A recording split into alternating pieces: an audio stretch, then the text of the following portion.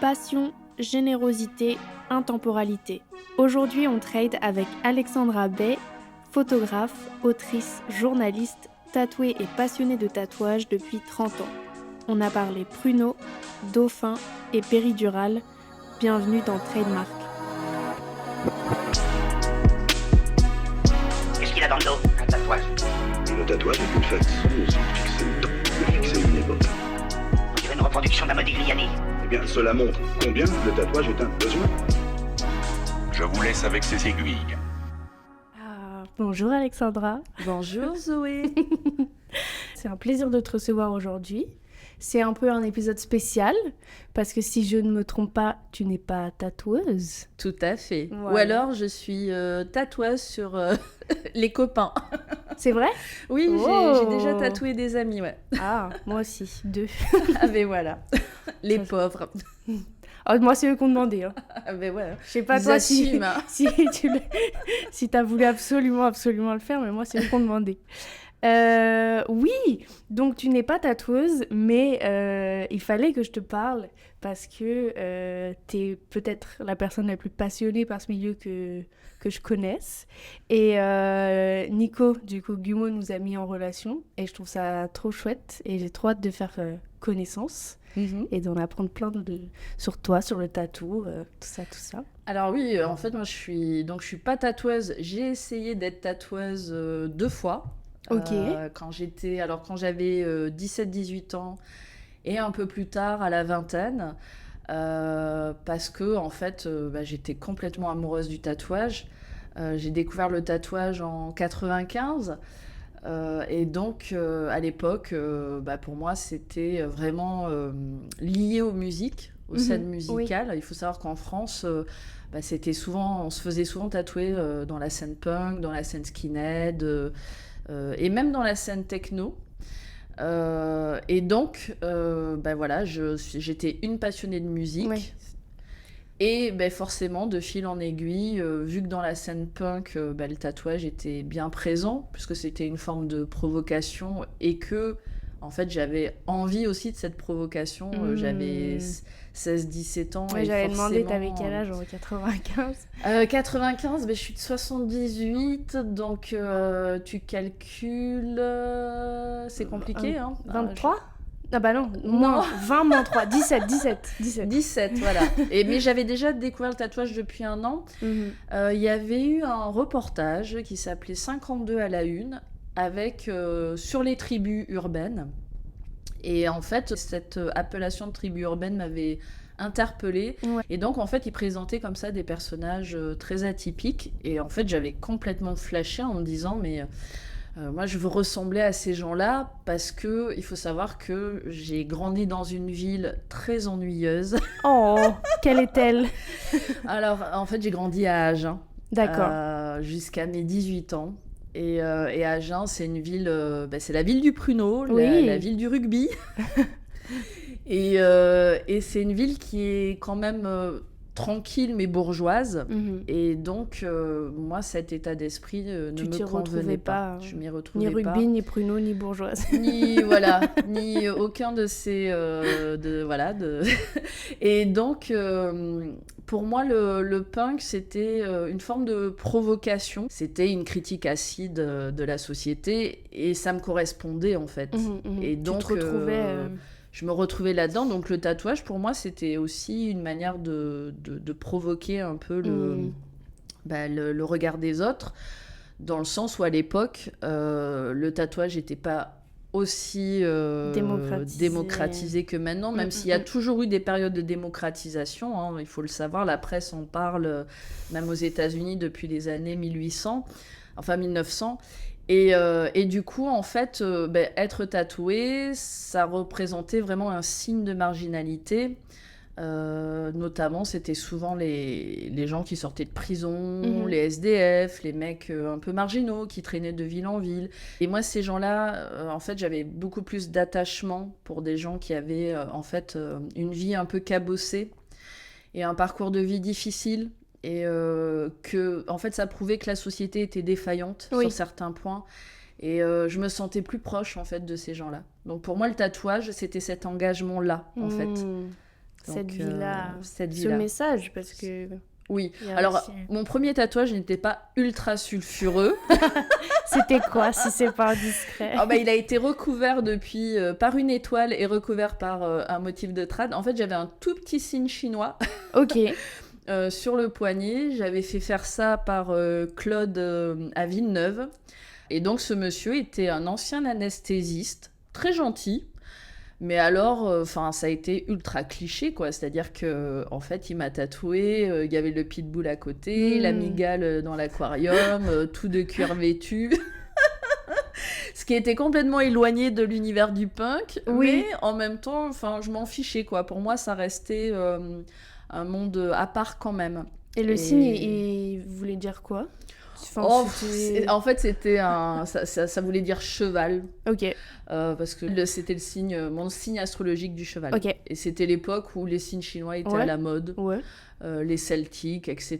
Donc moi j'étais rentrée dans la boutique, j'avais pas trop réfléchi. Et je m'étais dit, oh bah tiens, je vais faire un signe chinois, comme en plus j'ai des origines asiatiques. D'accord. Voilà, je m'étais dit, il y a un petit lien quand même. Moi, je suis cochon. Ah mais Enchantée. voilà. Je connais pas le signe du cochon, ce que ça donne Moi non en- plus, je sais en juste que je tatouage. suis cochon. Mais en tout cas, ça donnait un tatou. Je voulais quand même qu'il puisse se cacher Mhm. un peu, parce que je savais pas ce que j'allais faire comme métier. Et en fait, je l'avais fait tellement petit que il s'est complètement... Ouais. Avec le temps, c'est devenu une grosse tache noire, quoi. Mhm. Donc, je Mais l'ai il fait était là. recouvrir. Et il était là. Mm. Donc, du coup, voilà, je découvre le tatouage vers l'âge de 15-16 ans et je tombe complètement amoureuse et je voulais être tatoueuse. Oui, parce que t'as dit j'ai essayé 2 fois. 2 fois, ouais. Qu'est-ce que ça veut dire essayer d'être tatoueuse pour toi? En fait, il faut savoir qu'à l'époque, déjà, il n'y avait pas Internet. Yes. Il n'y avait toujours pas de magazine de tatouage parce que Tatouage Magazine est arrivé en 97. Tu trouvais pas du matériel comme ça. Mhm. Et en fait, le milieu du tatouage était tellement un microcosme fermé que même en tant que cliente, t'osais pas rentrer dans un shop de tatou en fait. Mhm, C'était ultra impressionnant, t'avais peur d'avoir l'air con, t'étais assis à la salle d'attente, tu mouftais pas, tu vois, les patrons de shop, c'était des tenanciers, quoi. Ouais. Donc, et toi, tu savais que t'étais complètement newbie, entre guillemets, donc tu la ramenais pas, t'attendais et qu'il veuille bien te parler, quoi. Mhm, Et c'était vraiment... donc jamais j'aurais osé demander un apprentissage, Ok. ne serait-ce qu'à Claude, par exemple. Mhm. Et puis en plus à Agen, le seul tatoueur qu'on avait était pas particulièrement bon. Donc en fait j'ai rencontré... alors j'ai eu donc une grosse phase punk et il y a eu l'arrivée de la techno. Et j'avais pas mal de potes qui étaient DJ, qui mixaient. Donc j'ai fait quelques rave parties au Bikini à Toulouse. Je suis allée voir Carl Cox. Et en plus, c'était vraiment la mode de ce qu'on appelait la Goa Trance. Et donc, il y avait un tatoueur qui vivait en Inde, à Goa, justement, et qui était venu à Agen, qui s'appelle Hassan Goussem, qui est le frère d'Amar, qui maintenant est un excellent tatoueur, Amar Goussem. D'ailleurs, le frère de Hassan avait tatoué des copains à moi, des choses absolument magnifiques. Et comme c'était la mode de Goa, de la trance, le côté un peu hippie, machin, etc., des motifs avec des soleils, quelque chose de comme, spirituel, quand même. spirituel, Ouais, voilà. ouais. Et donc, moi, j'avais commencé avec Hassan. Je lui avais dit que, en fait, c'était un copain de copain qui était là pour tatouer à Agen. Hein. Il avait des liens à Agen, je sais plus pour quelle raison. Et je lui avais dit qu'en fait, ça me botterait bien d'apprendre à tatouer parce que à l'époque, je souhaitais faire une école d'art. Mhm. Et en fait, pour moi, c'était le seul métier que je me voyais faire. Et en fait, ce qui s'est passé, c'est que pendant tout l'été, il m'a demandé de le suivre sur des séances, etc., pour observer, parce qu'en fait, à l'époque, quand on apprenait le métier en tant qu'apprenti, déjà, on tatouait pas avant un certain moment. Ouais. Il y avait beaucoup d'observations et il fallait beaucoup dessiner. Et puis faire aussi souder les aiguilles, etc. Mais ce qui s'est passé, c'est que Hassan était là vraiment que pour 2 mois. Et en fait, il est reparti en Inde. Et donc, l'apprentissage ne s'est jamais poursuivi. Mhm. Et du coup, en fait, je me suis dit, tant pis, c'est que c'est pas fait pour moi, peut-être. Ouais. Voilà, tout T'as simplement. Et en fait, il se trouve que j'étais en 3e. J'avais raté mon BEPS, enfin le brevet. J'adorais le dessin. J'étais Là, plutôt... ce que tu me racontes, c'est en 3e Alors, parce qu'en fait, j'ai redoublé 2 fois. Ok, oui, mais ça fait l'équivalent de la première alors. Enfin, Alors, ta rencontre avec Hassan et tout, là, là, j'ai 17-18 ans Waouh. quand je rencontre Hassan. Ok. Et en fait, mais déjà, en 3e, Ouais. je savais que je voulais faire une école d'art. Yes. Ce qui s'est passé, c'est que oui, désolée, je saute du Non, coq à non, l'âne. c'est juste pour être sûr de En fait, je suivre. découvre le tatouage, je pense que je dois être en 4e, 3e, parce que je suis devenue punk, en fait, quand mes parents se sont séparés. Ça devait être en 4e. Moi aussi. Ça a duré 2 ans. Ah oui. C'était La réponse. la réponse. Et donc, j'étais hyper excentrique, j'avais la moitié de la tête rasée, des piercings partout et tout. Et en fait, je voulais faire une école d'art. Et ça s'est pas fait parce qu'en fait, j'étais pas tout à fait majeure. Il aurait fallu que je parte à Bordeaux faire une école. Et mon père m'a dit, non, moi, je te paierai pas d'école à Bordeaux. Et en même temps, donc j'avais un bon niveau en dessin, mais j'avais pas un assez bon niveau dans les matières générales pour intégrer en fait une seconde générale classique. Je vois. Donc du coup, il a fallu que je parte en lycée professionnel. Et je voulais pas faire de mécanique. Sauf souder des aiguilles, sinon pas de mécanique. Ouais, voilà. Avec le gros fer à souder. Donc j'ai choisi la couture en fait. Ok. Et la couture, ça a eu du sens parce que, par exemple, Jean-Paul Gaultier a été le premier, en 95, à représenter le tatouage et les tatoués sur les scènes, en fait, sur les scènes de défilé de mode. Et moi, c'est quelque chose qui m'a vachement marqué, en fait, en me disant... je l'ai vraiment ressenti comme... parce que bon, pour moi, la mode à cette époque, puisque je n'y avais pas travaillé, c'était quelque chose de très culturel, de très... voilà, et je me suis dit, waouh, il a cette idée-là, c'est hyper novateur, etc. En fait, bon, la mode, ça se répète, hein, c'est toujours la même chose tous les 10 ans, on est d'accord. Oui, on est d'accord. Mais pour moi, c'était novateur à ce moment-là. Et, oui, mais il y a quand même des innovations, et c'est vrai que les représentations, c'est important. Et... Voilà. Et donc, je me suis dit, tiens, j'ai envie de devenir styliste. Donc, je vais faire Donc, j'ai fait un CAP couture floue et un BEP vêtements sur mesure, accessoires de mode. Et ensuite, il se trouve qu'il n'y avait pas de bac pro à Bordeaux. Et je suis arrivée à Paris en 98. Et à Paris, j'ai fréquenté 2 écoles de stylisme-modélisme. Une première qui n'était pas terrible, qui s'appelait, je dirais pas le nom parce que, bon... C'est une école qui a encore pignon sur rue, mais qui était vraiment nullissime. Et la deuxième, format mode, où par contre, là, j'ai fait de la toile sur mannequin, où je construisais des vêtements, etc. Mais moi, ce qui m'intéressait, c'était la créativité. Ouais. Pour moi, le stylisme, c'était ce lien avec le tatouage, avec Jean-Paul Gaultier. C'est déjà un lien au corps, à l'habillement. Voilà. Aux aiguilles. Aux aiguilles, au fait de se distinguer tout à fait. Sur la place publique par son apparence aussi. Enfin, il y a beaucoup de... Il y a un lien... c'est fort. Ouais, assez important. Ouais. Et d'autant plus que le CAP couture floue, on apprenait tout à la main. C'est-à-dire on était destiné à faire vraiment de la couture sur mesure. Et donc, c'est ce côté artisanal et ce savoir-faire qui me plaisait et qui a pu me plaire dans le tatouage de cette époque-là. La minutie aussi. La minutie. Et donc, j'ai voulu quitter mon travail. Et à ce moment-là, j'ai eu envie de faire à nouveau du tatouage. Toujours par rapport à la musique, je fréquentais beaucoup de concerts de punk, de hardcore à Paris, les années 2000. Ça a été aussi les débuts de la scène un peu scrimo. Et donc, j'ai fait énormément de concerts. Je me suis mise à la photo. Et forcément, dans ces concerts, il y avait des musicos qui étaient tatoués.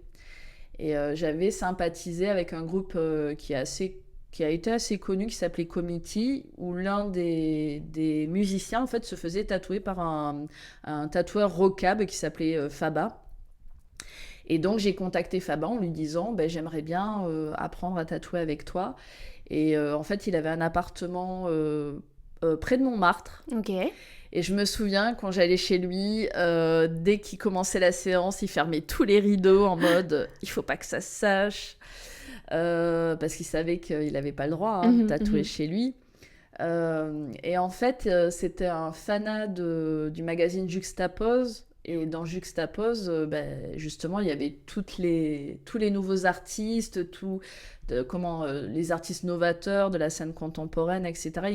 Juxtapose, ils ont abordé plein de sujets, des artistes. Je connais pas du tout. Ouais. C'est un vieux magazine américain, en fait. Ouais, Et donc, ok. il en avait des piles et des piles et des piles dans une armoire. Et puis, des fois, ils m'ont passé comme ça, dit ouais, comme ça, tu vas voir tel artiste, etc.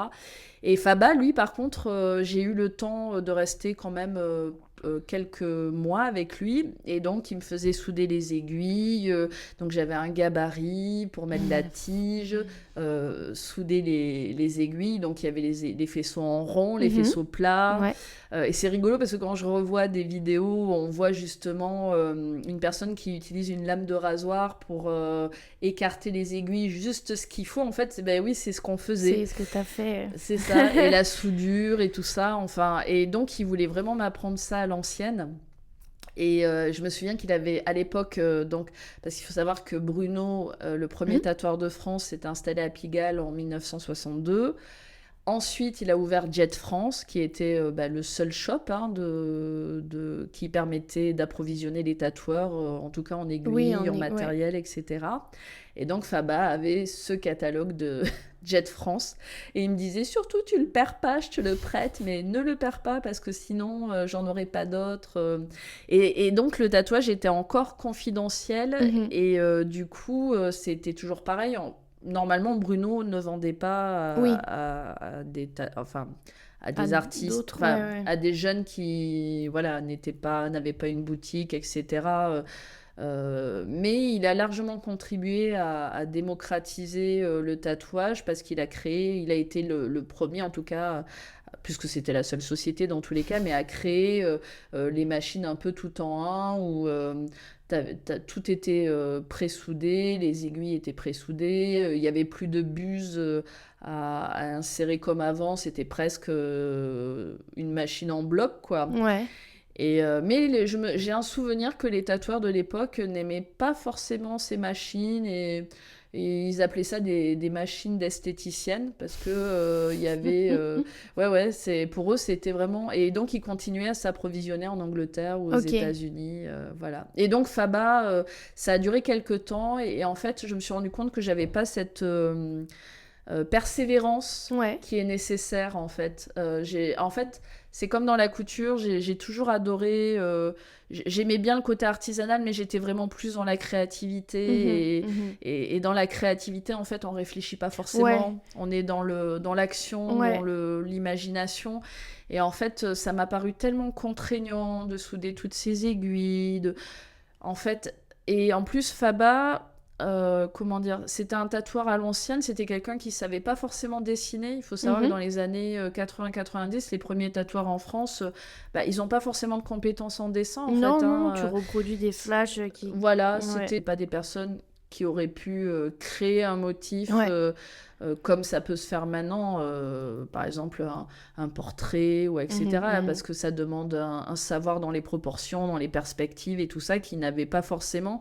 Et quand je voyais comment Faba des fois éprouvait des difficultés à faire certains tatouages ou que je trouvais que ces tatouages n'étaient pas si artistiques que ça, paix à son âme, je suis désolée de dire ça parce qu'il est décédé depuis... mais c'était quelqu'un d'absolument adorable et généreux, mais pour moi c'était pas un bon tatoueur au sens comme on peut l'entendre actuellement. En fait j'ai eu peur de me retrouver comme lui, je vois. à me dire en fait j'ai pas fait d'école d'art, je gribouille, je m'amuse à dessiner, mais ça suffit pas en fait. Et je me suis dit, et à l'époque, dans le métier, quand tu commençais à tatouer, il fallait savoir tout faire. Il fallait savoir faire alors, il n'y avait pas beaucoup de styles, mais il fallait savoir faire du japonais, il fallait savoir faire ce qu'on appelait le old school. Le néo-trad n'existait pas encore, mais il fallait savoir faire aussi du new school. Enfin, il fallait savoir faire tout ce que les gens voulaient, en fait. T'étais un commerçant, artisan, Exécutant, quoi. Voilà, et demande. qui en fait exécutait la demande de la clientèle. Et j'ai eu peur en fait d'atteindre des limites et de plus m'épanouir en me disant en fait je suis incapable de faire ce dessin-là ou de faire cette demande-là. Je vais lui faire un tatouage pas terrible, et en fait c'est une vraie responsabilité. Donc il y a un moment où je me suis dit en fait c'est pas pour moi, j'y arriverai pas, et je voulais pas ressembler à ces tatoueurs un peu malheureusement de l'ancienne école qui étaient aigris par rapport au nouveau, parce qu'ils savaient très bien qu'ils n'avaient pas les mêmes compétences en dessin, la même compétence. Parce que même si un tatoueur qui sait bien dessiner ne fait pas forcément un bon tatoueur, en tout cas, un tatoueur qui sait pas dessiner, c'est quand même... Ça, c'est limite, quoi. ça a encore plus de limites. Ouais.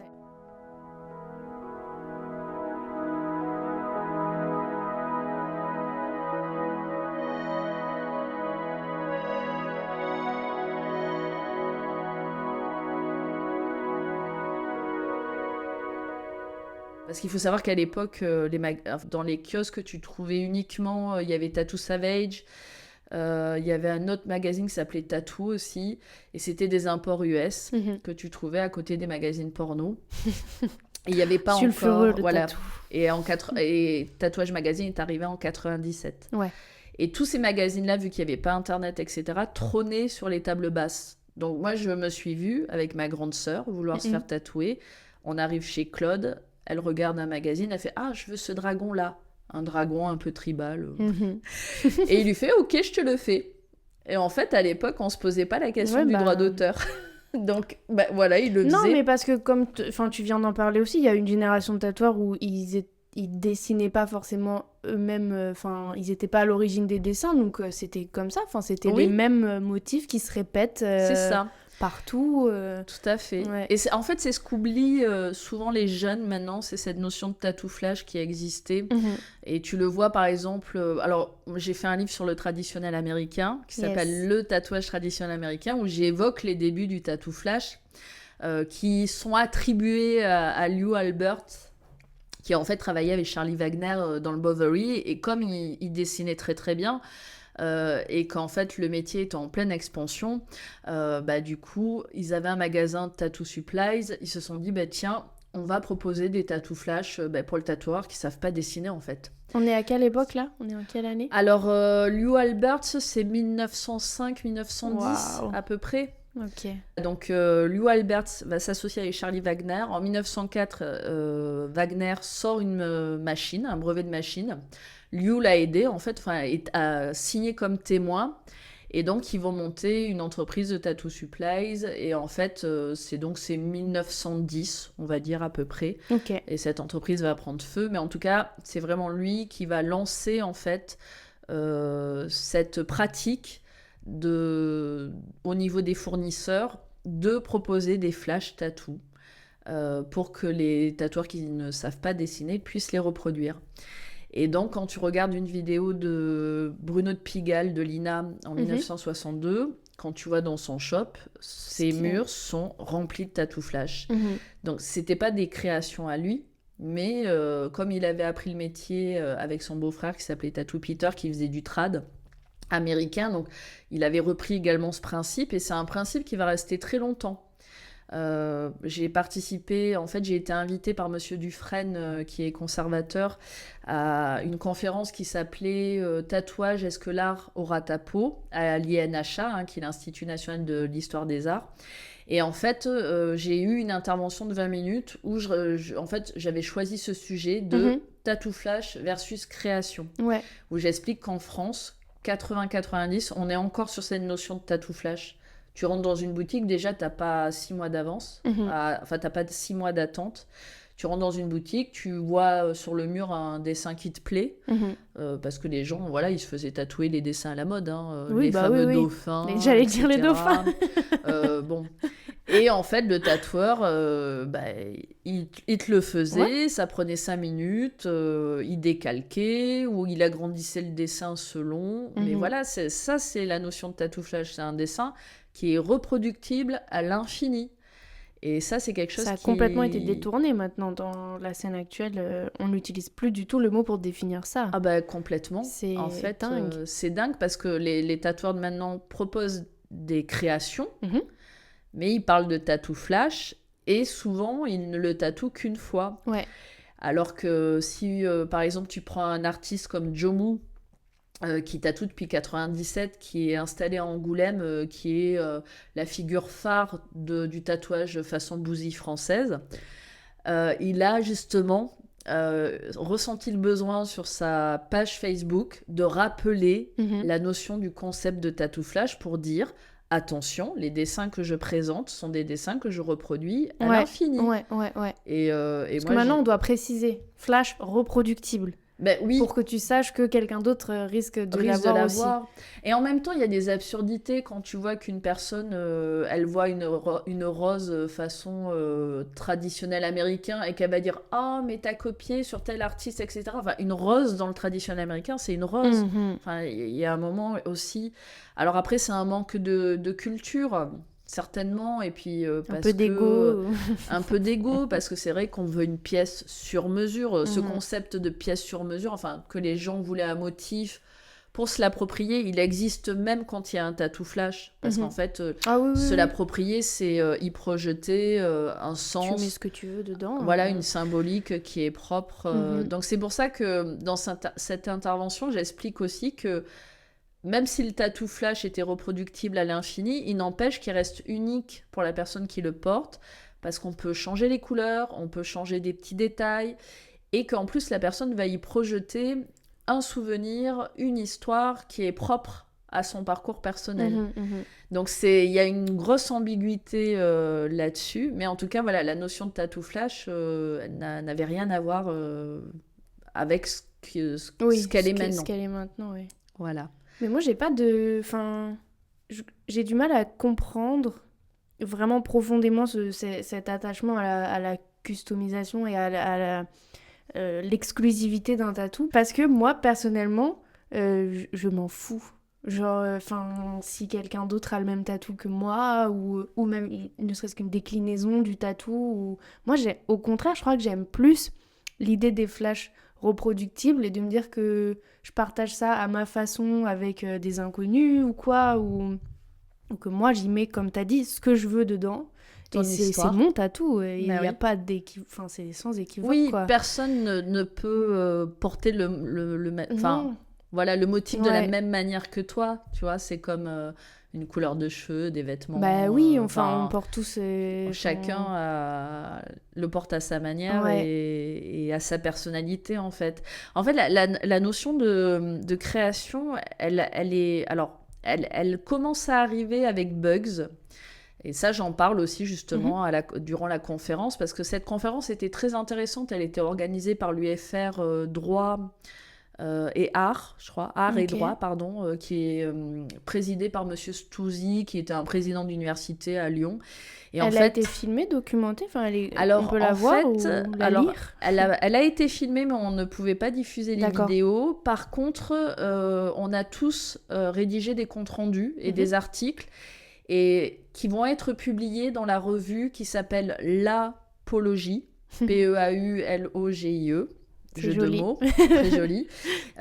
Et ça fait un petit moment qu'ils sont dessus là pour réaliser Ok. le magazine. J'ai eu des nouvelles récemment, donc je pense qu'elle doit Donc être c'est en cours. finalisation. Ok. Ce magazine sera accessible en ligne gratuitement ou à l'achat en format papier, ce qui est génial. Et, parce qu'en fait, il y avait aussi beaucoup d'avocats qui intervenaient pour parler justement de la notion de droit d'auteur, Mais etc. oui, oui. Et donc, moi, ce que j'ai expliqué dans mon intervention, c'est que l'un des premiers Français, parce que bon, il vivait à Londres, mais il n'empêche que ça restait un Français, et qu'il a eu un article dans Tatouage Magazine, c'est Bugs, qui en fait était spécialisé dans le celtique, ne faisait que du celtique, qui était très à la mode à l'époque. Ouais. Hein. Même moi, j'ai un bracelet celtique que je me suis fait tatouer en 97. Et en fait, Bugs, c'est un fan de cubisme. Il a fait une école d'art, il a fait les beaux-arts. Et donc, il se dit, tiens, je vais réinterpréter des motifs old school à la sauce cubisme. Et ça fonctionne. Mais ça fonctionne, comment? La clientèle de l'époque n'est pas tout à fait prête encore pour ça. Parce qu'en fait, il m'explique qu'il va en tatouer à des personnes qui connaissent déjà son travail. Mais qu'en fait, il va passer des fois des mois sans tatouer, en fait. Et parce que du coup, il est à Londres, il a sa boutique, il a suffisamment d'argent pour vivre un peu sur ses économies. Et en plus, il a embauché des tatoueurs pour travailler dans le shop, ce qui lui permet d'avoir ce luxe de tatouer uniquement ce qu'il a envie. Veut. Ouais. Voilà. Et Bugs, là je te montre, il fait la couverture de Tatouage Mag avec une œuvre cubiste, d'inspiration cubiste. Et donc en 98, Tatouage Mag parle de lui. Et en fait, il m'explique que ça va faire vraiment, ça va avoir un effet systémique. Et moi, en fait, dans les tatoueurs que je vais rencontrer, certains le citent clairement comme étant une inspiration. Par exemple, Belly Button à Perpignan me disait que c'était vraiment une inspiration. Et donc, cette approche nouvelle va ouvrir les portes de nouveaux artistes parce que peut-être que des artistes d'école d'art, etc., qui voulaient devenir peut-être tatoueurs, n'osaient pas parce qu'ils avaient l'impression que c'était un peu, qu'il n'y avait pas d'expression artistique dedans, parce qu'il y avait cette notion de tattoo flash, que bon, la clientèle... Et donc, quand ils vont voir Bugs, en fait, ça va les motiver dans ce sens-là. Donc ça, c'est possible. Ils se disent, c'est possible de tatouer de l'art sur la peau, et il y a peut-être une clientèle pour ça. Et moi, je me souviens clairement, je suis arrivée à Paris en 98, et en 2002... il y a Tribal Act, qui est le berceau du piercing moderne, de tout ce qui est modif corporel, avec Nicolas Bonomo, que je salue au passage, et qui m'a bien rappelé d'ailleurs que c'était le berceau de la modification corporelle. Ils vont accueillir Yann Black, qui au départ va tatouer ce que les gens veulent. Et puis un jour, il se dit, maintenant ça suffit, je veux tatouer ce que j'ai envie de tatouer, enfin mes propres dessins, mes propres créations. Et alors, ça va être un effet... Alors lui, par contre, il a un article en 2002, je crois. Et en fait... les tatoueurs n'en reviennent pas, quoi. Ils se disent, mais c'est qui ce mec qui tatoue des bonhommes bâtons sur le dos des gens avec des méga aplats noirs c'est quelque chose qui est extrêmement novateur, en tout cas à Paris, en France, parce qu'aux États-Unis les gros aplats noirs existent déjà depuis un petit moment, mais en tout cas en France c'est quelque chose d'ultra novateur, et du coup il va être ultra booké. Moi j'ai voulu me faire tatouer par Yann Black, et il est parti en Suisse peu de temps après, et j'ai pas eu le temps parce qu'en plus il était booké sur des mois à l'avance. Enfin, tout ça, en fait, toute cette évolution, ça va amener le concept d'atelier privé, le fait d'être booké 2 ans à l'avance, d'ailleurs d'ouvrir son agenda. Enfin, et puis après il y a les réseaux sociaux aussi qui vont renforcer ce truc-là. Mais malgré tout, Yann Black, je pense qu'il reste extrêmement sincère par rapport à sa démarche, même si évidemment c'est un métier qu'il envie. Mais les tout premiers tatoueurs qui vont avoir cette démarche artistique, comme Léa Naon, Lionel Failly, etc., ils sont sincères vis-à-vis du métier, et en plus, ils ont à cœur d'apprendre le côté artisanal. Et Léa Naon, par exemple, elle a eu un apprentissage à l'ancienne, et elle m'expliquait pour Free Hands, parce que je fais un fanzine qui s'appelle Free Hands, j'ai vu. où justement on dévoile des parcours de tatoueurs, où d'ailleurs la plupart n'ont jamais fait d'apprentissage, c'est très rare. Et elle m'explique qu'elle balayait, elle désinfectait, et en fait, il servait à ça, l'apprenti, à l'origine. À balayer, à recevoir les clients, à prendre les rendez-vous, à faire du dessin, à préparer peut-être des dessins que le boss n'avait pas envie de tatouer. Enfin, préparer les postes, tout ça. Préparer les postes, désinfecter, etc. Enfin, c'était tout un rituel, en fait. Et donc, ces premiers tatoueurs...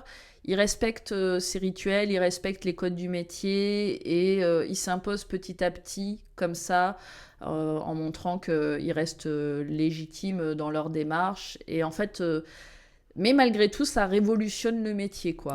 Ça révolutionne surtout le regard de la clientèle, en fait, des gens. Oui, je pense qu'il y a J'ai peur d'employer ce mot. Oui. Mais il y a peut-être un anoblissement, en tout cas dans le regard du public, le fait que ce soit des artistes qui tatouent leur propre création. Tout à Il y a fait. peut-être un truc un peu plus... Ah ben complètement. Oui, En noble. fait, je pense que les tatoués collectionneurs, Mhm. ça débute là en fait. Ah ouais. Tu te balades dans la rue avec un Yann Black à Paris, la Mhm. personne elle le reconnaît direct. Mhm. Enfin, dans des milieux initiés, Oui, oui, mais oui. effectivement, on reconnaît Yann Black. Maintenant, est-ce que ça serait toujours le cas? Je sais pas. Est-ce que certains tatoueurs sont toujours reconnaissables? Alors, si par exemple tu prends Gumeau, effectivement, il mélange ces lignes et ce réalisme, c'est très subtil. Moi, j'aime beaucoup cette nouvelle orientation qu'il a prise comme ça entre le Micro-réalisme et grosses lignes.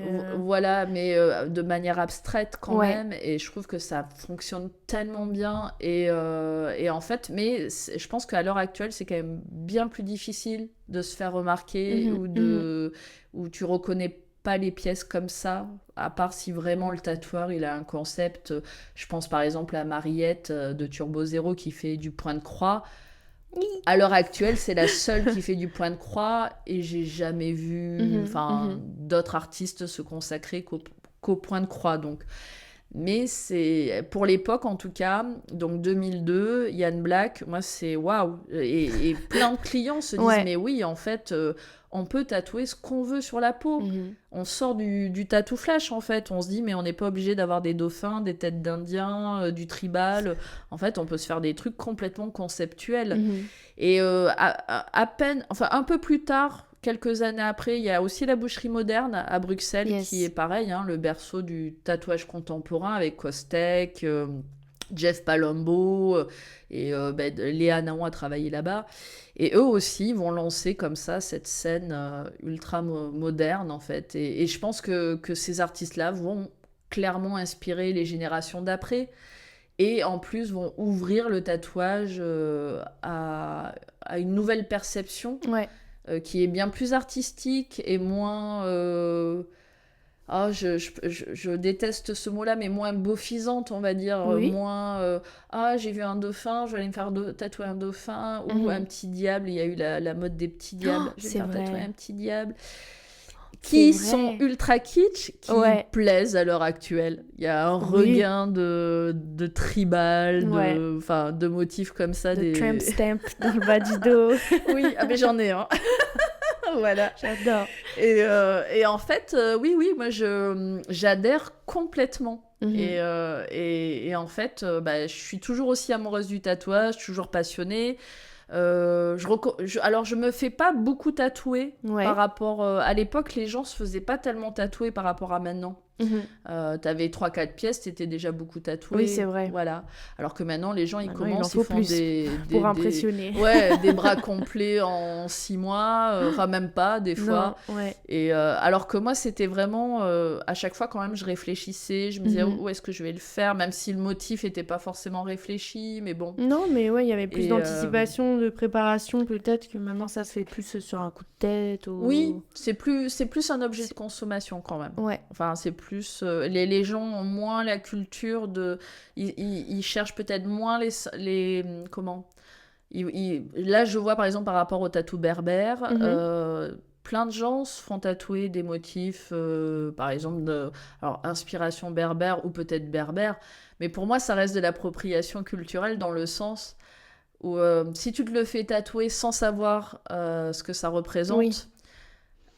Personnellement, c'est pas que ça me gêne, mais je trouve ça bizarre en Oui, fait. oui, non, je suis trouve d'accord. ça- je trouve que c'est une démarche qui pour moi est dénuée d'intérêt en Mhm. fait. Par exemple, moi j'ai jamais fait. Alors j'ai 2 motifs japonais parce que c'est un ami, Fabs Mescal Tattoo à Bruxelles, qui me les a fait, qui me les a ancrés, et lui son dada c'est le japonais.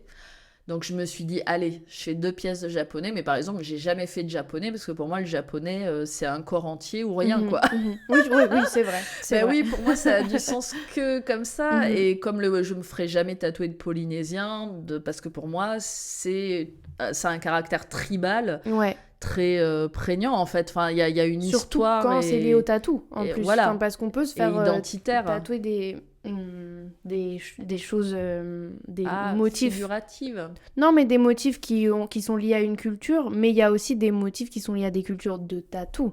Oui, À c'est ça. des choses vraiment qui ont été très fortes.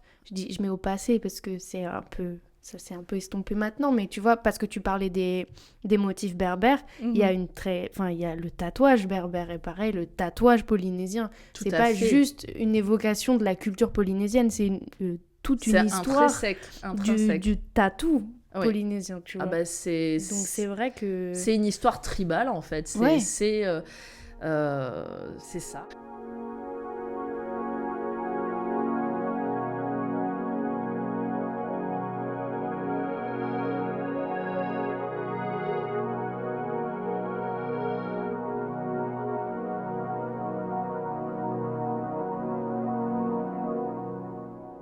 En 2006, j'ai ma fille, Amy, qui Bon a anniversaire, 18 ans Amy. aujourd'hui. Bon anniversaire, Amy. Et là, je me rends compte que tout ce que je vois dans la presse en termes de tatouage, on évoque que la jeunesse, Ouais. que un côté un peu rebelle, machin, hors norme, etc. Et moi, à ce moment-là, enceinte, c'est un moment qui est très particulier parce qu'en fait, t'es encore un peu ado. Mhm. Tu vois, j'avais 25 ans, hein, mais, ou 26 ans, je sais plus. Mais t'étais encore un peu ado, t'étais pas encore parent, j'étais pas mère, clairement. Et en fait, tu sais pas comment te situer. Et quand j'étais enceinte et que je me baladais avec mes tatous, et que les gens me regardaient en mode « Mais c'est quoi cette gamine alors que j'avais déjà 25 ans. Et qu'un jour, l'anesthésiste m'accueille en me disant « Oh, il y en a marre de cette mode. Ah ben moi, si c'est moi qui dois vous faire une anesthésie, une péridurale, c'est non. » Parce que à l'époque, un anesthésiste émet une hypothèse qu'il pourrait être dangereux d'insérer une aiguille de péridurale si jamais un tatou... du pigment. C'est quelque chose qui est absurde en fait. J'ai fait une interview de Nicolas Kluger, qui est un dermatologue, reconnu, qui travaille beaucoup avec le SNAD, qui a une consultation à l'hôpital Bichat. Et j'ai fait un article sur la grossesse, le tatouage et la grossesse pour Tatouage Magazine.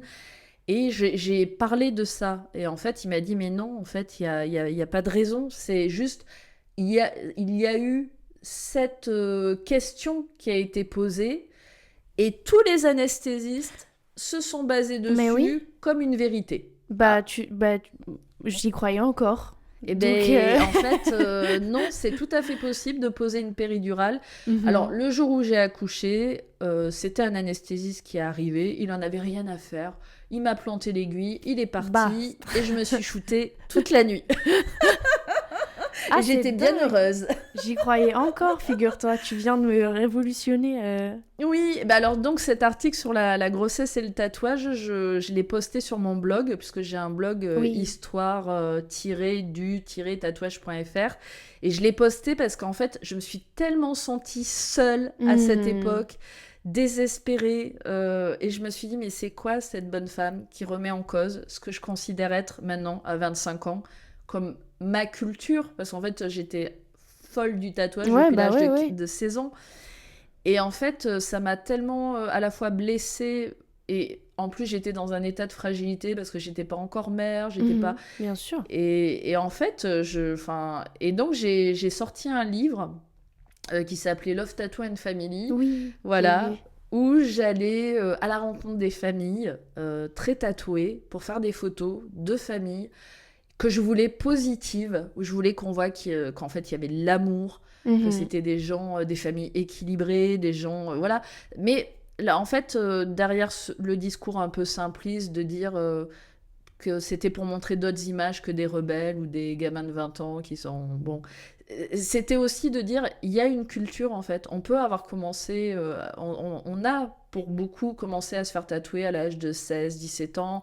Et puis, moi, j'ai 46 ans aujourd'hui. Et on a presque la cinquantaine. Et c'est notre culture, en fait. Et c'est pas parce qu'on a presque la cinquantaine qu'on va dire, bon, alors allez, c'est fini les bêtises. C'est fini les bêtises. Et en fait, les gens ont cette vision du piercing et du tatouage comme étant tu verras, tu vas le regretter. Ouais, une lubie d'adolescence. Comment tu vas faire quand tu seras plus vieux. En fait, On non. grandit avec, on évolue Enfin, avec. Oui, puis tu as des images. Moi, je vois, il y a une célèbre photo de Bobby Libari, Irène Bobby Libari. Alors, attends, je vais te la montrer. Je vois pas.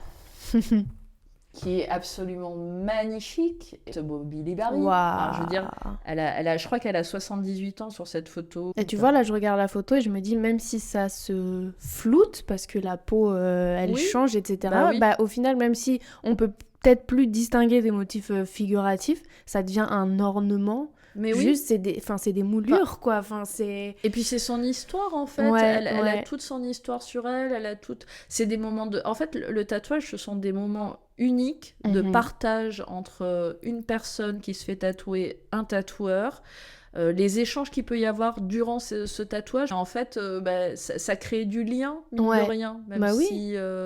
et on partage des points de vue, on partage... Et en fait, le tatouage que tu vas porter va te rappeler ces moments-là. Mhm. Et c'est pour ça que même si deux symboles sont identiques, ils représenteront jamais la même chose parce qu'en fait, il y a ce Même pour moment le précis. tatoueur. Même pour le tatoueur aussi, Mhm. puisqu'il aura un souvenir de toi. Alors après, je sais pas si les tatoueurs se rappellent Non. tous de leurs clients, mais en tout cas, quand le feeling passe, que tu discutes, qu'il y a des valeurs partagées, etc., en fait, c'est un bon moment que tu partages avec quelqu'un Mhm. pendant 3-4 heures. Et c'est ce souvenir-là qui reste. Ouais, Et donc, et moi, je trouve que cette femme, elle est magnifique, en fait. ouais. Mais en fait, donc j'ai fait ce livre pour ça. Et c'est marrant parce que donc j'avais été au salon Lire à Limoges, présenter le livre avec le stand de Blackout. Et il y avait une dame qui était venue me voir en me disant « Mais comment vous allez faire quand vous devrez porter une robe vaporeuse ou de flanelle ?» Je sais plus ce qu'elle m'avait sorti. Et j'étais là « Mais madame, je ne porterai jamais de robe de flanelle déjà parce que j'aime pas ça. » Et que chacun a son idée de la féminité en fait. Ouais. Et ça, c'est encore aussi une autre question par rapport au tatouage et aux femmes. C'est encore... en fait, la perception du tatouage chez les femmes n'est pas la même que chez les hommes, dans le sens où chez les gens qui ont des préjugés, Oui. ils ont une différence Oui, de bien sûr. perception et ils se permettent des fois de faire des choses avec une femme qu'ils ne feraient pas avec un homme. Voilà. Moi, ça Comme m'est arrivé. d'habitude, j'ai envie de te dire. Oui, Comme pour c'est tout. vrai. Mais par exemple, moi, je sais que le Ouais. bas du dos tatoué, plein de fois, on m'a soulevé le t-shirt en disant « Ah, ben tiens, montre !» Enfin, d'où Pardon. tu... Voilà. Oui, et ils te répondent, c'est une invitation, Oui, c'est le ça. placement de ton tatou, Mm. c'est pour qu'on le regarde. Alors, hein après, c'est ultra complexe, mais c'est vrai que... Parce que c'est un sujet qui est vraiment bien plus complexe et Mhm, qui est entretenu aussi par plein de préjugés, de clichés qu'on véhicule dans la société, etc. Mais c'est vrai que moi, récemment, j'ai des collègues, parce que je travaille à l'Éducation nationale. Je suis au ministère, vraiment au ministère, au bureau du cabinet. Je suis rédactrice, en fait. J'écris D'accord. des courriers à longueur de journée. Très bien. Et donc, des gens du ministère qui me voient et qui commencent, j'étais dos à eux, au distributeur, et qui commencent à critiquer les tatouages, à dire « Ah oui, tu vois la fille là avec ses tatouages, machin. Ah oui, mais de toute façon, c'est moche. Puis quand ça vieillit, c'est moche. Et ça donne le cancer et tout ça. » Et en fait, c'était d'une violence inouïe. Waouh. J'étais seule devant mon distributeur avec 3 gros cons derrière moi, des bofs, qui me critiquaient, même 4, ils étaient 4, qui me critiquaient ouvertement, à voix haute. C'est aberrant. Et tu te dis, mais attends, ça aurait été un mec bien baraqué, ultra tatoué, je suis pas sûre qu'il se serait permis de faire une réflexion comme ça. Non. Et ça... Ils auraient peut-être même été envieux de ça. Ah, de ça, sa je dégaine. sais pas. Mais je suis pas sûre qu'il se serait permis de dire ça, avec le risque peut-être de se faire casser la gueule après. Et encore, t'aurais pu peut-être leur casser la gueule. on sait J'aurais pas. pu leur casser la gueule. Mais voilà, après, je veux pas tomber dans des clichés Non, genrés, mais- etc. Enfin, tu vois, parce que Ça aurait pu être des nanas aussi. Hein. Enfin, Oui, ça aurait tu pu vois. être des nanas aussi, oui, Mais tout parce à fait. que nous aussi, on a des préjugés sur Oui. les autres femmes et Bien sûr. sur la Non, féminité. non, je suis d'accord. Mm. Oui, ça, je suis d'accord. Après, c'est pas un domaine que je maîtrise, donc je préfère pas en parler, mais c'est vrai que j'ai remarqué qu'effectivement, j'ai eu souvent des différences de traitement Mhm. entre moi qui suis tatouée et un homme tatoué dans certaines situations. Mhm. Des familiarités, les gens du coup te tutoient plus rapidement, ils évoquent avec toi des choses plus facilement en fait. Mhm. Enfin, ça amène vraiment une familiarité. Mais bon, bref. Donc voilà, j'ai fait ce livre sur les parents tatoués parce Ouais. que je voulais montrer qu'il y avait une vraie culture du tatouage en France, que c'était pas juste une mode, que c'était vraiment une culture chez des personnes qui avaient 40-50 ans, qui étaient tatouées depuis l'âge de 16 ans. Et dans la plupart des parents que j'ai rencontrés, souvent, c'est lié à la musique. Ouais. Et beaucoup de tatoueurs de ma génération, ça reste des scènes musicales, et c'est lié à la musique. Donc, et moi, la musique a été très importante dans ma vie, et l'est toujours d'ailleurs. J'écoute tout le temps de la musique. Et donc, j'avais commencé à faire de la photographie en autodidacte au cours des concerts de punk, hardcore. Je faisais Ouais. beaucoup d'argentique. J'ai fait après les photos donc, pour les parents tatoués. J'ai eu la chance de rencontrer la famille Le, que j'ai prise en Mhm. photo. Ça, Et tant que famille tatouée, c'est quand même le voilà, goal. c'est ça. Et c'est l'idée idéale que je me fais de la famille, puisque Mhm. bon, ils ont éduqué leurs enfants sur les routes, ils ont appris à tatouer aussi. Enfin bon, Mhm. et je trouve ça génial en fait, la vie qu'ils ont eue et la vie qu'ils ont en fait. Donc j'étais ravie. Et donc après, j'ai commencé à m'intéresser à l'histoire du tatouage à ce moment-là. Parce que j'avais besoin de donner une nouvelle dimension. Ouais. Et puis en fait, il y avait tellement de blogs qui parlaient de tatouage. Du coup, j'avais aussi envie moi, de parler voilà, de tatouage. Donc j'ai été en contact avec Tiffaine de Raison, on a créé ensemble Jeter l'encre magazine. Mhm. Je suis restée un temps, après j'ai arrêté. Et j'ai fait freelance avec Marion. Et donc, mais j'avais conservé mon blog où je mettais des critiques de films, des livres, je parlais d'histoire, par exemple, je parlais du brutal tattoo, voilà. Et en fait, j'avais fait un petit article sur Mickaël de Poissy pour le French Tattoo Museum. Moi, je trouvais ça génial. En fait, Ouais. j'achetais souvent Tatouage Magazine quand j'allais prendre le train. Et en fait, depuis que j'avais sorti mon livre sur les parents tatoués, je faisais beaucoup d'interventions en médiathèque, bibliothèque, parce que c'est un livre qui avait été commercialisé, Trop il y bien. avait un numéro d'ISBN, etc. Donc j'ai fait beaucoup de conférences sur le tatouage, j'ai animé des ateliers pour les enfants, Trop bien. où voilà, je leur explique, il y a la pose du stencil et tout ça, sauf qu'après on remplace l'encre par les Posca.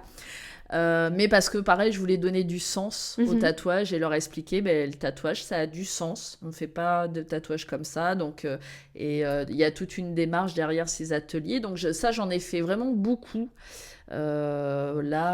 Ces 10 dernières années. Et en fait, donc j'avais ce blog en parallèle où je parlais des ateliers, je parlais un peu d'histoire du tatouage. Et donc, quand j'allais prendre le train pour aller à des ateliers ou des conférences, j'ai acheté Tatouage Magazine et j'ai vu un papier sur le French Tattoo Museum. Et j'ai trouvé ça génial. Et donc, j'ai fait un petit article là-dessus. Et Mickaël a dû tomber dessus puisqu'il m'a contacté via Instagram en me disant écoute, nous on cherche un journaliste pour écrire les chroniques histoire du tatouage et ethno sur les tribus. Ouais.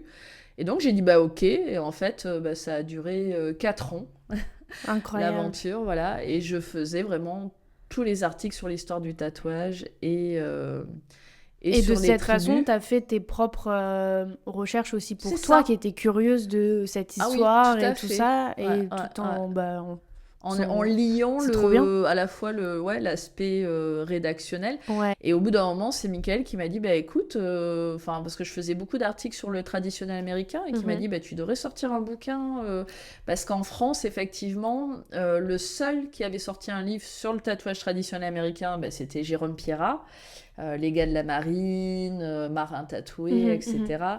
Et donc, il n'y avait pas de livre complet sur le sujet, dans le sens... moi, j'ai essayé d'articuler mon livre avec un chapitre où je considère les débuts, les origines du trad, donc par la voix des marins. Et ensuite, je parle de l'installation du premier tatoueur à New York et des premières tatoueuses, du dermographe, des symboles. Donc j'ai vraiment essayé de faire quelque chose de très complet sur le Ouais. sujet. Et ça n'existait pas encore. Et c'est vrai que Michael m'a encouragée. Sauf qu'il a fallu que j'arrête d'écrire pour Tatouage Ah bah Magazine oui, parce que je n'arrivais c'était plus à colossal, concilier j'imagine. les deux. Voilà. Mm. Mais du coup, ça a été vraiment une belle chance pour moi, effectivement, pour découvrir des thèses, des documents d'archives, et puis notamment pour le trad, j'étais en contact, par exemple, avec le South Street Seaport Museum, qui a en fait, le livre de voyage de Gus Wagner, qui Ok. était un tatoueur, un des premiers tatoueurs itinérants, qui était en fait ce qu'on appelle un freak tatoué, Mhm. donc qui s'exhibait, mais qui tatouait aussi sur les Ok. routes. Et donc ça m'a permis comme ça d'avoir plein de contacts, d'accéder à des écrits. Et donc j'ai fait ce bouquin en pensant à tous les gens qui ne savaient pas forcément parler anglais Mhm. et parce que des livres américains sur le trad, Oui, il y en a des avoir. tonnes Oui, oui, oui.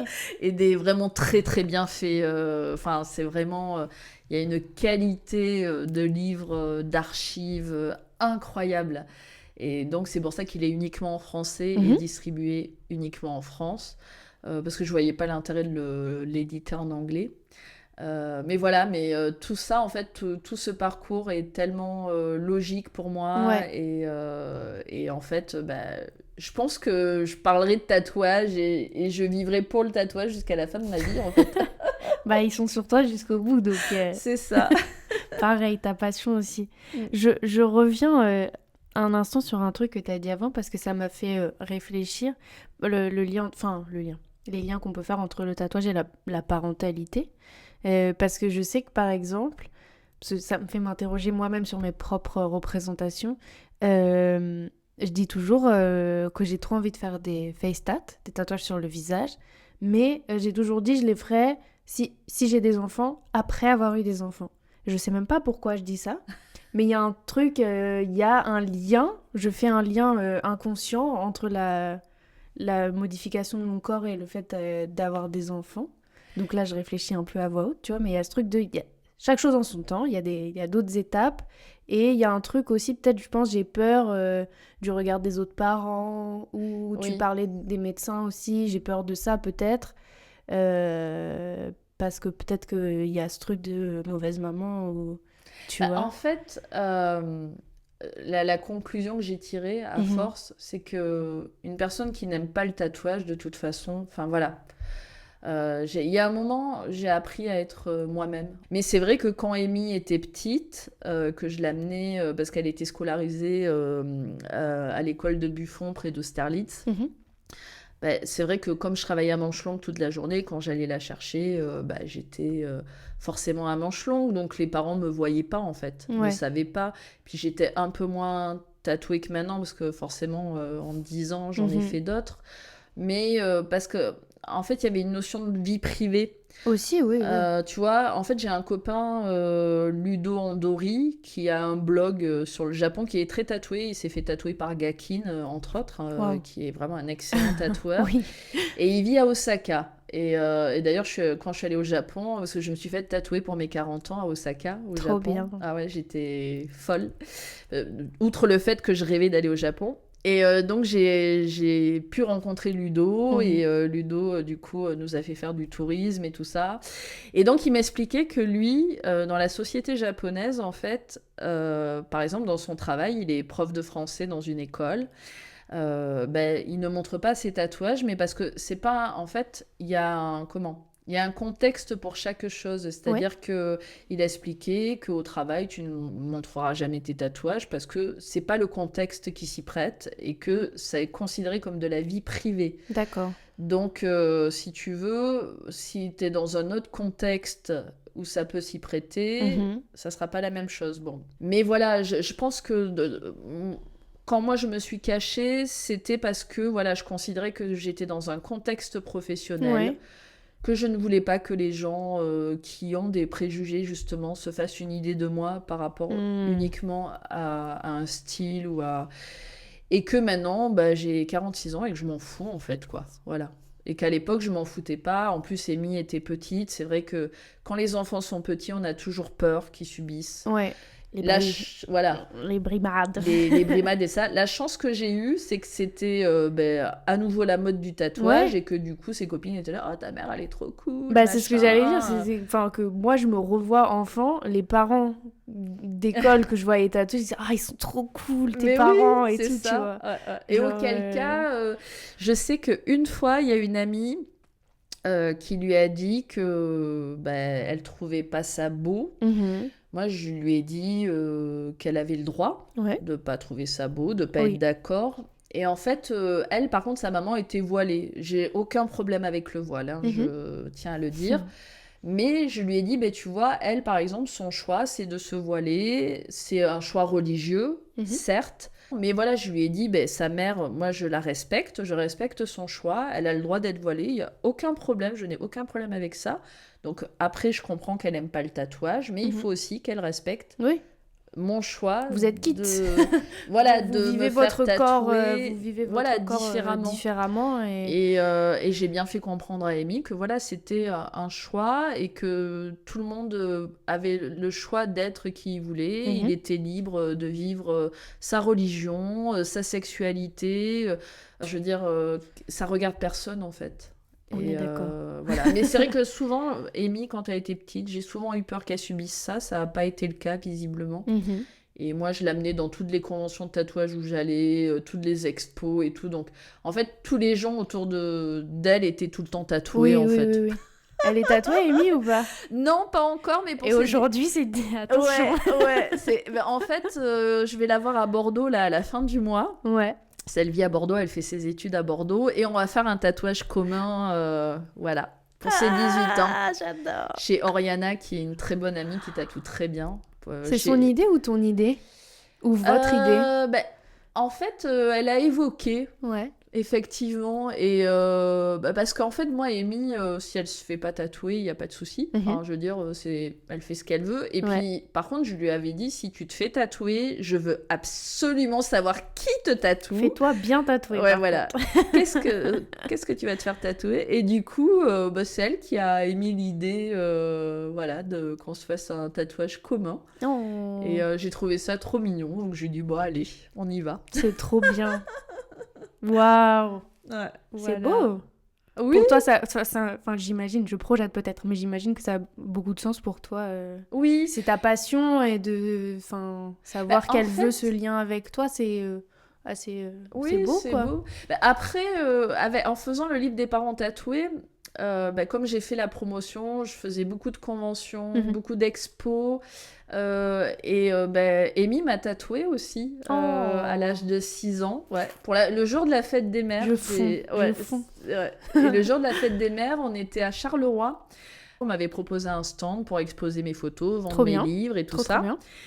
Et Amy dessinait, en fait. Elle dessinait des sirènes, plein de dessins. Et puis elle les mettait sur la table pour les vendre.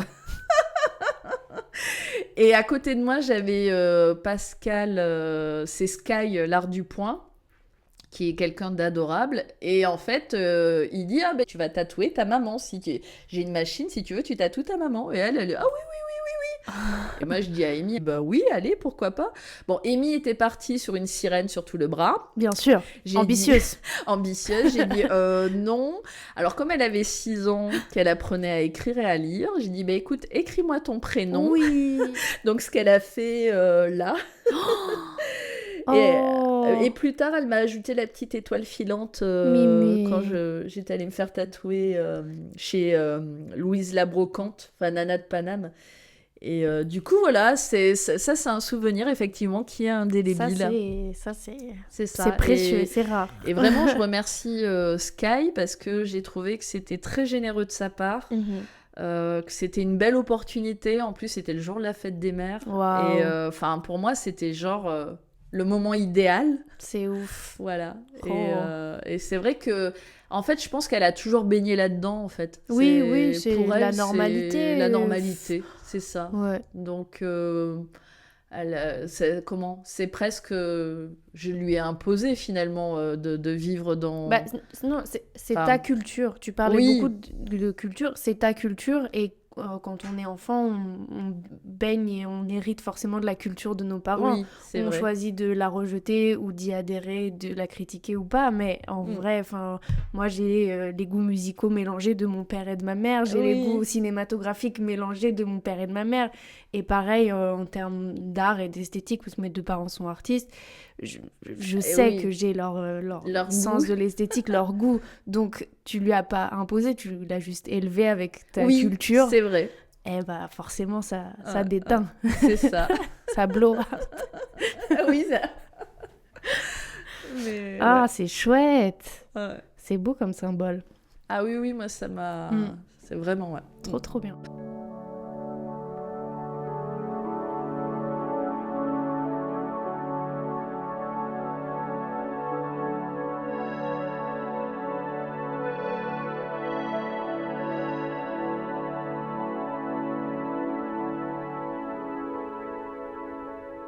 Et c'est marrant parce que je suis en train de préparer, d'organiser une exposition avec Sacha le Tigre, Ok. qui est un tatoueur strasbourgeois qui est parti à Oslo pendant 10 ans, tatouer. Il fait que du trad américain à sa manière. Et en fait, donc, on va organiser une expo chez Tribalact. Mais Tribalact, ils ont refait, je sais pas si t'as vu, ils ont refait Oui, toute la l'intérieur devanture. Je suis et passée devant il y l'intérieur a aussi, ouais. 2-3 jours, ça m'a Oui, fait tout bizarre. Je Mais suis oui. jamais rentrée dedans, j'y suis Ouais. jamais allée, mais enfin, je suis Dedans- toujours passée devant. Ouais. Ben, Je- dedans, enfin, c'est pareil, c'est complètement J'ai différent. toujours de... identifié ce lieu et j'aimais Ouais. beaucoup son aspect. Et là, je suis passée devant, c'était tout blanc. Ben oui. Chut. Bah, du Juste un néon violet là. Et j'étais comme, mais je Ah, ne reconnais pas cet c'est endroit. ça. Alors, ils ont de très belles collections de bijoux et ils ont de très beaux murs sur lesquels on pourra. Donc, du coup, ça sera le samedi, je crois, 9 décembre, il me semble. Je Ok. sais pas si c'est un samedi. Attends, je regarde. Tac. Ouais, c'est le 7 décembre. 7 Donc, décembre. le 7 décembre, chez Tribalact, on fait une double signature parce que Sacha a sorti un bouquin de tatou flash à lui. Et il a la collection de flash d'un vieux tatoueur strasbourgeois qui s'appelait Pépone, qui est décédé. Et donc, il va amener aussi des tatou flash de Pépone qui font vraiment vintage. Ok. Et donc, on va faire une exposition de ces tatou flash. Et du coup, bah, il aura ses livres, Sacha aura ses livres. Et moi, je serai avec mon livre, Le Ah, tatouage trop bien. traditionnel américain. Bah, je vais me le noter, je passerai. Ouais. Ah oui, passé. Oh. Et donc, on fait une double signature. C'est ouvert au public. Enfin, Ah oui, trop bien bien. au contraire. Et on parlait aussi peut-être de faire un petit débat. Et la veille, on le fait au Handmade Fine chez Karl Marx, voilà, Ok. qui nous accueille généreusement dans son shop. Et là, bon, on ne pourra pas faire d'exposition, mais en tout cas, je pense qu'il y aura une double signature et certainement des échanges, voilà, sur Ok. le tatouage, Bah, je note. le milieu du tatouage. Ah, trop bien. Ouais. J'adore sortir d'ici Oui, et rencontrer... de ta cave. non, oui, j'adore sortir de ma cave. Mais j'aime bien... Enfin, tu vois, en vrai, moi, je suis newbie dans le milieu. Je découvre Oui. et je découvre via ce format tout ce qui se fait, tout ce qui existe, toutes ces personnes. Et de plus en plus, du coup, je garde des liens et je vais les voir travailler dans Bah leur oui, shop ou je c'est les chouette. croise en convention. Et je trouve ça trop bien Ouais. de pouvoir observer les Bah, invités. En fait, c'est important d'avoir ce travail d'archive, Mhm. presque, je dirais, parce que quand j'ai fait mon livre sur le traditionnel américain, les archives sur le tatouage n'existent pas, en Mhm. fait. Ne serait-ce parce que c'était pas considéré comme un vrai métier au début du XXe siècle. Et encore aux États-Unis, pourtant, l'industrie du tatouage était bien installée. Mais je veux dire, ils ont quand même des archives aux États-Unis. Oui, il y en a, mais... Et je veux dire, en France, par exemple, il y a Mickaël de Poissy qui collectionne. Nusky aussi collectionne beaucoup. Sharks, je crois qu'il a des choses aussi. Il y a peut-être d'autres tatoueurs qui collectionnent. Enfin, je trouve ça hyper important de collectionner ces parties de l'histoire Mhm. parce que dans 20, 30 ans, il faut... En fait, ce que les jeunes de maintenant, certains jeunes, pas tous, il y en a certains qui ont ce besoin de découvrir la culture tatou. Mais je veux dire, il faut savoir d'où on vient. Quand tu dis jeune en général ou jeune tatoueur? Je Juste parlerais que je plutôt sache. de jeunes à la fois dans l'âge et de jeunes tatoueurs Ok. dans le métier Mm. qui en fait peut-être ne s'intéressent pas assez à la culture ou à leurs prédécesseurs qui Mhm. ont pourtant plein de choses à leur apprendre. Et des fois, on a l'impression qu'il y a une forme de mépris quelque part de part et d'autre, ce qui est dommage. Oui. Euh, De part et d'autre, tu fais bien de le préciser. Oui. Je pense que, enfin, C'est ça. C'est dommage en fait. Je trouve que c'est un métier qui mérite d'être perpétué dans un état d'esprit qui soit autant à la fois artisanal, ne serait-ce que, tu vois, comme les compagnons Ouais. charpentiers. Moi, mon grand-père était compagnon charpentier. Ils faisaient le tour de France. Ils allaient collecter du savoir Ouais, ouais. auprès d'artisans bien plus anciens qu'eux. Mhm, mhm. Et il y avait à la fois cette notion de respect et d'échange. Et je trouve que ça devrait être le cas, en fait, dans le Parce que si tatouage. les deux générations se parlent pas, les anciens, ils vont continuer à être un peu réfractaires et Bah, mal voir les jeunes, et les jeunes, ils vont continuer à rejeter les anciens. Enfin, si on... C'est en un fait- peu bateau ce que je dis, mais tu vois, s'ils se rencontrent pas, ça peut pas... En fait, c'est une situation qui me semble très compliquée dans le sens où on arrive à une saturation du Ouais. marché Ouais. et des gens qui sont pas du tout respectueux aussi, Mhm, des mhm. gens. Je pense que, enfin voilà, je pense que si t'es jeune, que t'arrives dans ce milieu, il faut vraiment faire tes preuves, Mhm. faire profil bas. Enfin, c'est con, hein, mais. Moi, j'ai eu 15 ans, j'ai eu 20 ans. Je sais comment on est à cet âge-là. On croit tout savoir, on est là, blablabla, blablabla. Oui. Et on a tendance à faire abstraction, des fois, de discours qui nous paraissent vieillots. On est là, ouais, mais qu'est-ce qu'il veut, ce vieux con? Non, en fait, je pense que autant... Au moins, écoute. Fais-en ce que voilà, t'en veux. écoute, voilà. Mais au moins, Écoute, voilà. écoute. Autant les vieux ont autant à apprendre des jeunes et les jeunes des vieux, en Yes. fait. Et enfin, voilà. Et je trouve... Enfin, après, je sais pas comment ça va se passer. Et c'est là où je suis heureuse, finalement, de pas en avoir fait un métier. Mhm. Parce que je pense que ça aurait peut-être été dur pour Ouais, moi. ouais. Et au vu de mes capacités artistiques, je suis sûre que j'aurais été frustrée parce que quand je vois les artistes de maintenant, le niveau qu'ils ont en dessin, le niveau technique, comment ils assimilent la technique. Donc je pense que ouais, la concurrence, elle doit être rude là. On est un peu dans Battle Royale, quoi. Ah ouais, ouais. Il n'en restera qu'un. C'est ça. Koh-Lanta. Mais j'aime bien, enfin, je te trouve hyper honnête dans ton regard sur cette carrière qui n'a pas eu lieu, Oui. tu vois. Quand ça pourrait être un regret ou quoi. T'en as beaucoup parlé et je trouve que ta vision, les choses sont à leur place. Tu vois, il y a un Oui. truc de... Je trouve ça chouette d'entendre ça aussi. Parce que en vrai, t'es la première personne que je rencontre qui a voulu faire ce métier mais qui ne le fait pas. Et qui au final est heureuse de ne pas le faire pour plein de raisons en plus. Oui. Et je trouve ça agréable à entendre. En fait, un jour, j'ai interviewé un groupe de musique que j'adore, qui Ouais. s'appelle Envy, qui est un groupe japonais de screamo Ok. qui est vraiment excellent. Et on était allés les interviewer, enfin, j'étais avec ma copine, là, Émilie la meuf, et on était allés les interviewer, et je lui avais dit, mais vous n'aimeriez pas en faire un métier, être musicien professionnel? Et il m'avait dit, si c'est un métier, ce sera plus une passion, en fait. Mhm. Ça sera une nouvelle routine, en fait. Ouais.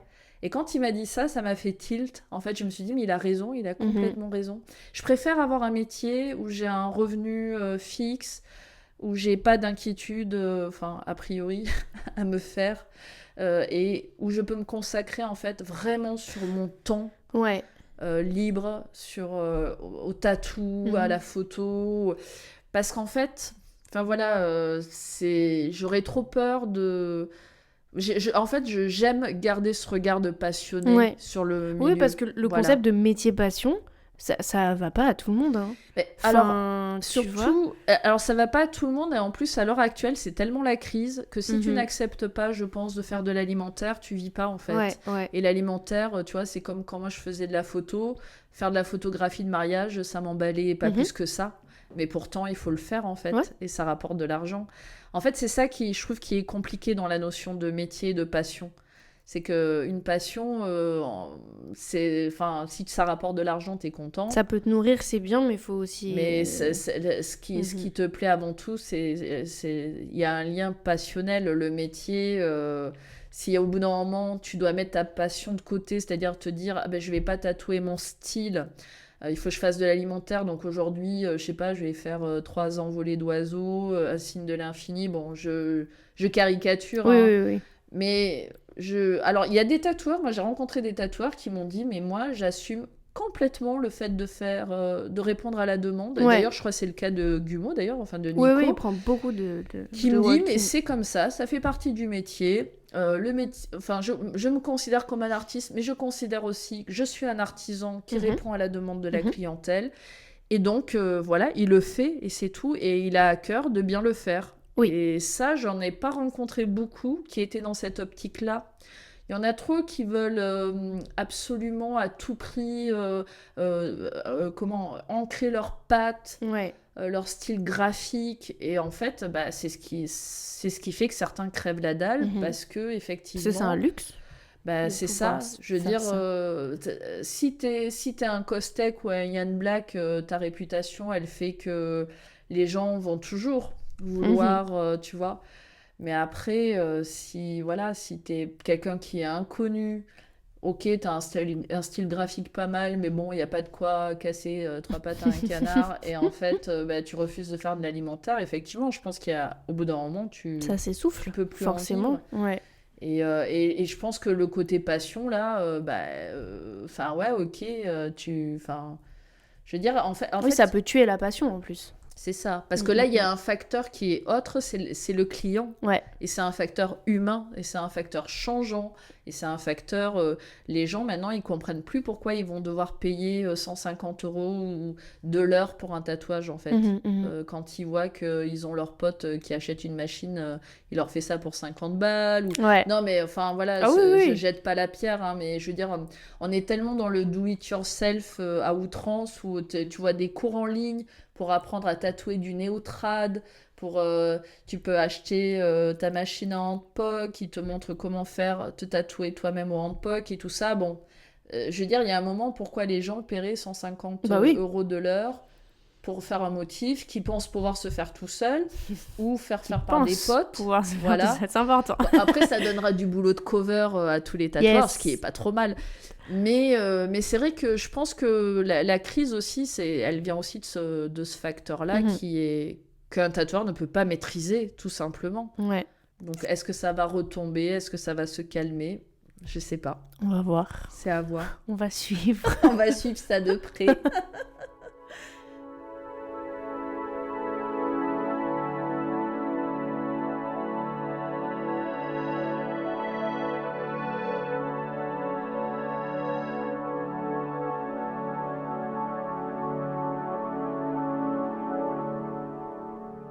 Alexandra, il me reste 2 questions.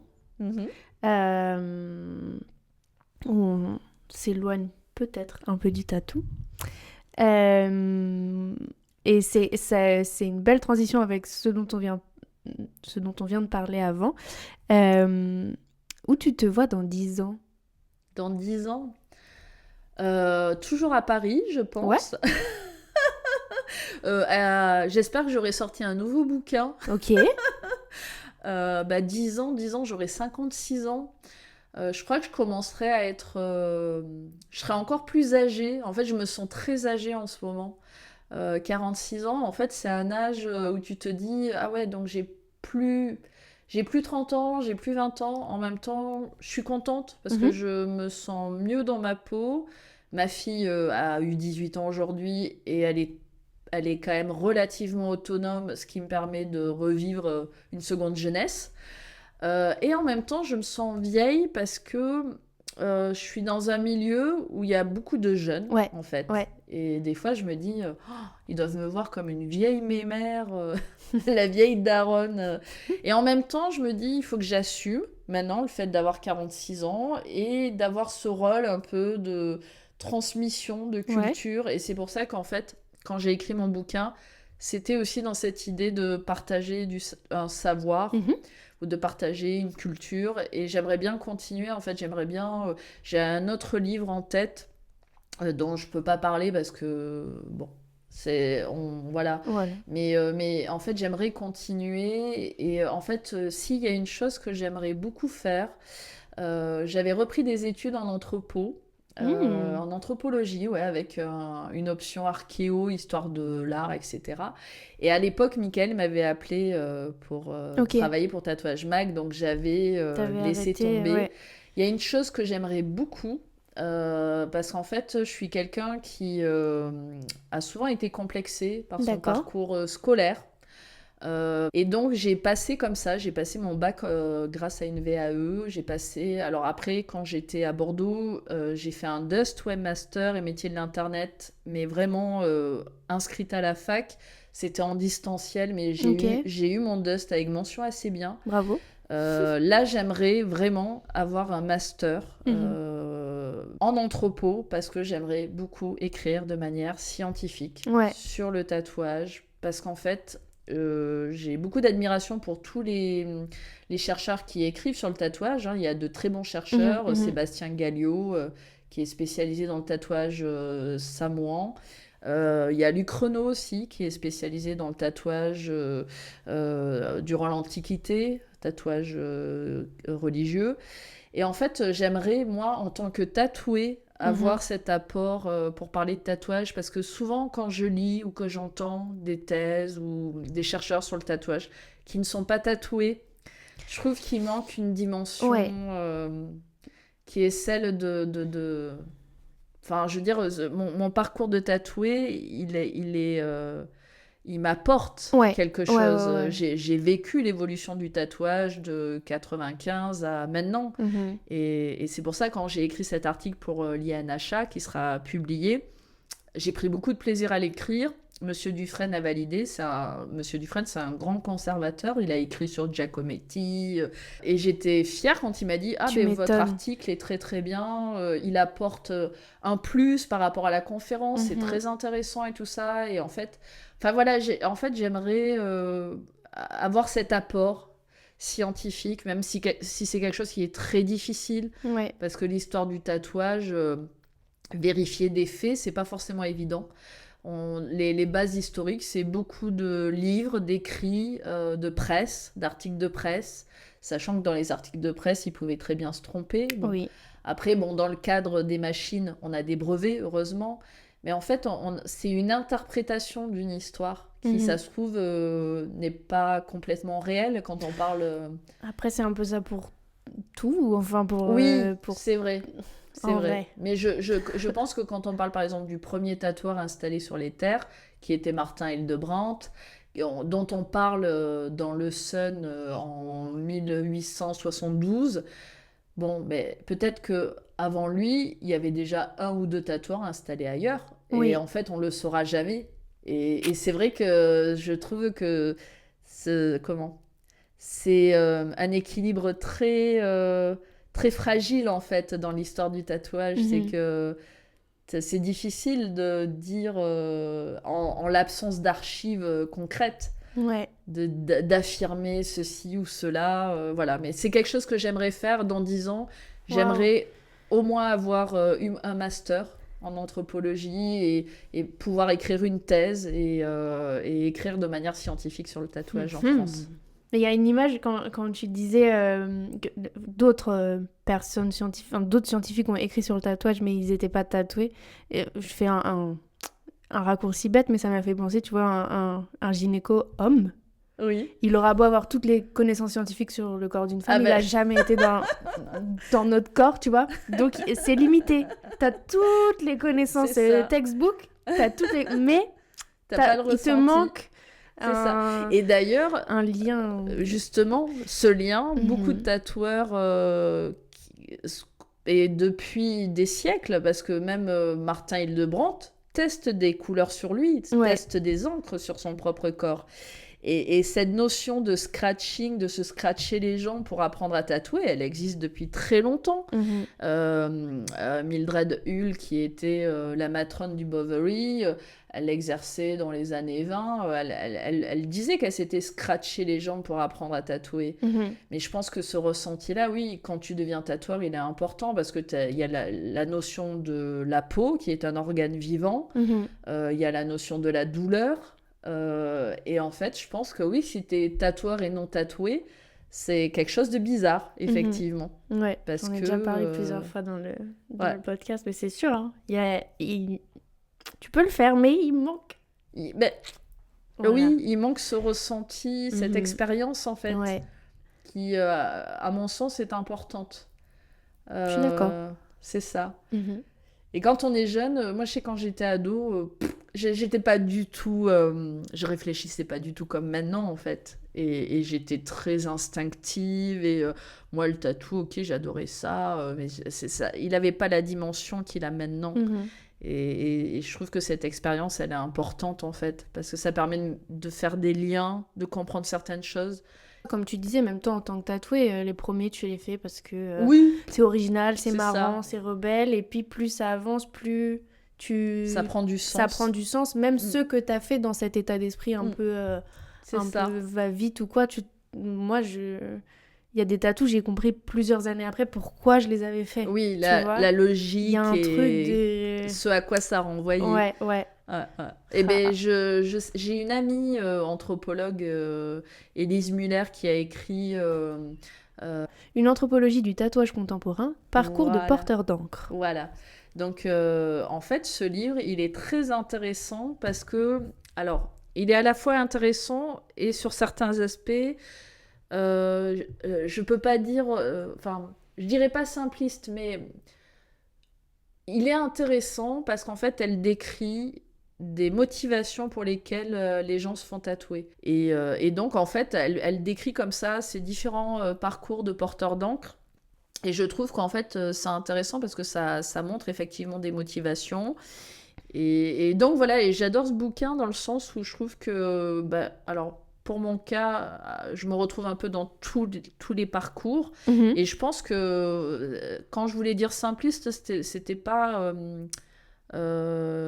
comment ? C'était pas péjoratif, c'est Non. qu'en fait, elle a vraiment catégorisé des parcours. Je pense qu'on peut pas catégoriser les tatoués. Non, mais tu retrouves des tendances. Il y a, Tu vois, il y a, enfin, où il y a des échos, il y a des profils des approches qui se similaires. ressemblent. Il y a des profils similaires. C'est aussi des périodes, j'ai autant de raisons de me faire tatouer que j'ai de tatous, tu vois. Oui, c'est ça. Donc en vrai, je C'est ça, je peux pas me réduire à un parcours. un parcours, mais quand même, j'ai... mais tu peux t'y retrouver mais un je peux peu. m'y retrouver, oui, pour certains, et Mm. pour certains tatous, et ça. pour d'autres, non. Tu vois. C'est comme moi quand je me suis fait tatouer un yokai au Japon pour mes 40 Trop ans. bien. Ça reste ancré dans ma tête parce que c'est un moment précis, dans un contexte précis. Et voilà, ouais. T'as une bonne gestion du timing de tes tatous, hein. Alors là, franchement, j'avoue, j'ai pas fait exprès. Ni pour la fête des mères, d'ailleurs. Ouais, non, mais c'est bon. Et du coup, je vais conclure là-dessus. Normalement, mes invités, qui sont donc des tatoueurs, tatoueuses, je leur demande toujours de me décrire leur style en 3 mots. Et c'est un peu le titre de l'épisode, donc j'en ai besoin. Et dans ton cas, est-ce que... je sais pas sur quoi m'axer, mais peut-être si tu pouvais trouver 3 mots pour parler de tout ton travail, ta quête de documentation du tatou, si on peut axer là-dessus, ou si tu veux trouver 3 mots pour parler de ta passion pour le tatou.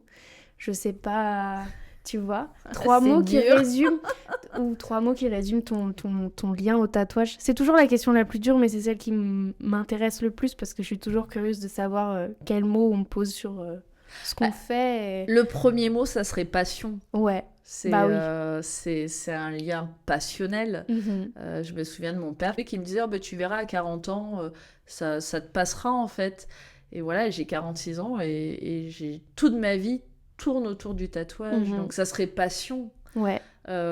Passion, générosité, parce que je trouve que ce milieu m'a tellement apporté. J'ai rencontré des gens extraordinaires qui sont toujours ultra enrichissants, intéressants, curieux, qui ont une culture incroyable. Et donc, il y a cette générosité, ce partage, parce que même si ça reste un acte commercial, il n'empêche que il y a un partage qui va au-delà. C'est humain. C'est ça. Ouais. Et tu sens toujours qu'à la fin, quand tu dois payer, c'est un moment presque où tu sens le tatoueur gêné. Ouais. Et tu vois, c'est presque qu'il faudrait mettre dans une enveloppe. C'est superflu. Enfin, ça Ouais, dénote. Ça, voilà. Et j'aime ce lien, en fait. Ce lien. Donc, je dirais passion, générosité... c'est dur. Et intemporalité. Oh, mais merveilleux.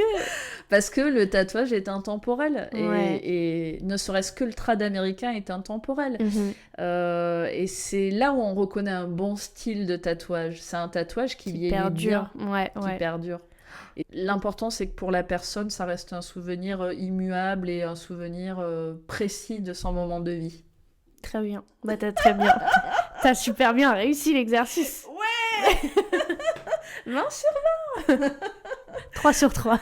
3 sur 3. Est-ce que t'as une question? Est-ce que t'as un message? Est-ce que t'as une dédicace pour clôturer cet épisode?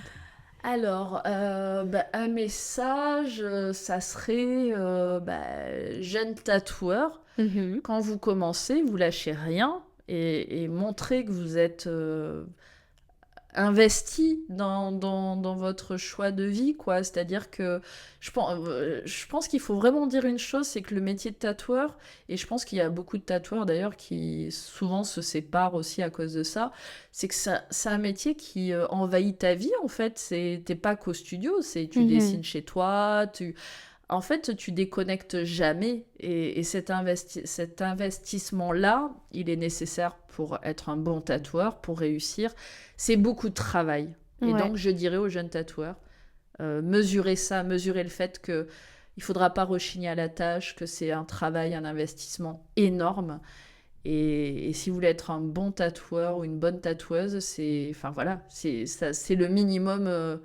à investir justement et à voilà et un message, c'est tatouer, intéressez-vous à l'histoire du tatouage, prenez conscience qu'il y a une culture derrière, qu'il y a une histoire et que voilà, à mon époque, quand on commençait à se faire tatouer en tant que client, on avait du respect pour le tatouage et il y avait un aspect ritualisé, et on savait que si on se faisait tatouer, ça impliquait certaines choses.